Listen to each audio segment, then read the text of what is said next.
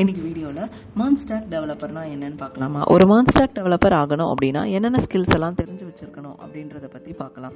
First MERNல M stands for MongoDB. MongoDB அப்படிங்கிறது it is a database. எப்படி ஒரு பாக்ஸில் நம்ம திங்ஸ் எல்லாம் கலெக்ட் பண்ணி வைக்கிறோமோ அதே மாதிரி ஒரு வெப்சைட்டுக்கு தேவையான எல்லா இன்ஃபர்மேஷனையும் நம்ம இந்த MongoDBல தான் ஸ்டோர் பண்ணி வைப்போம். MongoDB அப்படின்றது ஒரு NoSQL டேட்டாபேஸ். அடுத்து E ஸ்டாண்ட்ஸ் ஃபார் Express.js.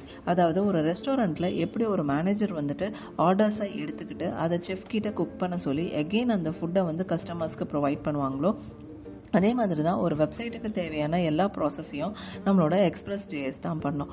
ஓகேங்களா. நெக்ஸ்ட் வந்துட்டு R ஸ்டாண்ட்ஸ் ஃபார் React.js. அதாவது ஒரு வெப்சைட்டோட லுக் அண்ட் ஃபீல் எப்படி இருக்கணும் அப்படின்றத டிசைட் பண்ணுறது நம்மளோட React.js. ஃப்ரண்ட் அண்ட் டிசைனிங் ஃபுல்லாகவே நம்ம React.jsல தான் நம்ம டெவலப் பண்ணுவோம். நெக்ஸ்ட் பார்த்தீங்க அப்படின்னா Node.js. அதாவது N ஸ்டாண்ட்ஸ் ஃபார் Node.js.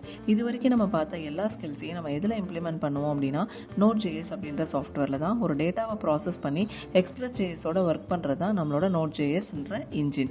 இந்த ஸ்கில்ஸ் எல்லாத்தையும் நீங்கள் லேர்ன் பண்ணும்போது நீங்கள் ஒரு கம்ப்ளீட் MERN ஸ்டாக் டெவலப்பர் ஆக முடியும். ஓகேங்களா. தேங்க்யூ.